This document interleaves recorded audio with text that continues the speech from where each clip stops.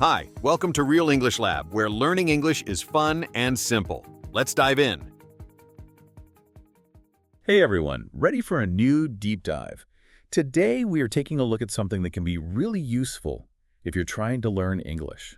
It's about those everyday situations that can feel tricky when you don't have all the right phrases, Right, like what do you say when you walk into a store? Or how do you ask for a different size? Yeah. Or what about when you want to try something on? That can be a bit nerve-wracking. Exactly.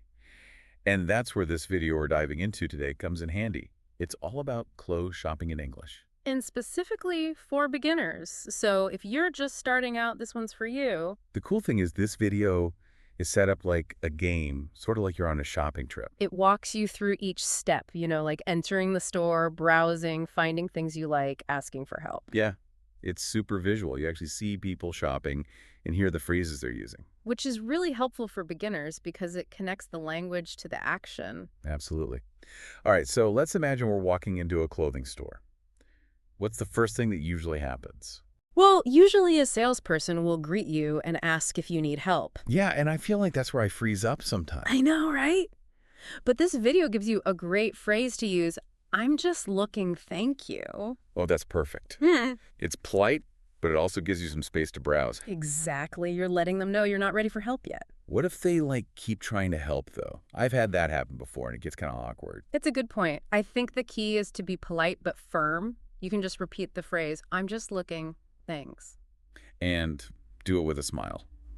Hopefully they'll get the hint. Yeah, and if you do end up needing help later, you can always approach them and say, actually, I do have a question. Good to know. So let's say I've found something I like, but it's not the right size.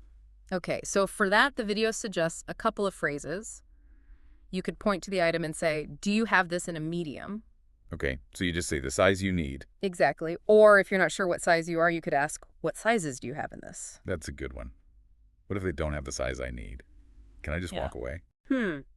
That's where things can get a little tricky. In some cultures, it might be considered rude to just leave without saying anything. So what should you do? A simple thank you anyway is usually enough.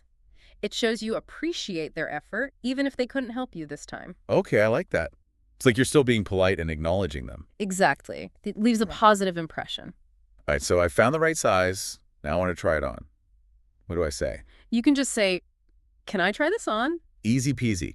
Most stores have fitting rooms, right? Yes, they do. And the staff will usually point you in the right direction. Okay, great. Now comes the final challenge, paying for my new clothes. This is the part that used to make me nervous too, but the video breaks it down nicely.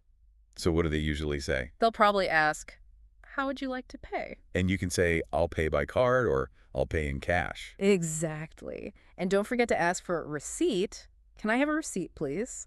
This video is really like a little cheat sheet for all these important shopping phrases. And what's cool? Even though the video ends with the typical like, comment, and subscribe message, Right. I think the real takeaway is to actually use these phrases in a real store. That's what it's all about, right? Putting the knowledge into practice. Yeah, imagine yourself going through the steps we talked about. It'll make you feel so much more confident when you're actually in the situation. I love that. So next time you're at a store, remember these phrases. Yeah. Don't be afraid to try them out. And you know what? Even if you make a mistake, it's all part of the learning process. Absolutely. Every time you use English, you're getting a little bit closer to fluency. And you might even surprise yourself with how much you can already do. You got this. So go out there and practice your English shopping skills. And have fun with it. After all, shopping should be enjoyable, right? Absolutely. So until next time, happy shopping and happy learning. See you next time. Bye. Bye-bye. Thanks for watching. Like, subscribe, and see you next time. If you want more series, leave a comment and let us know.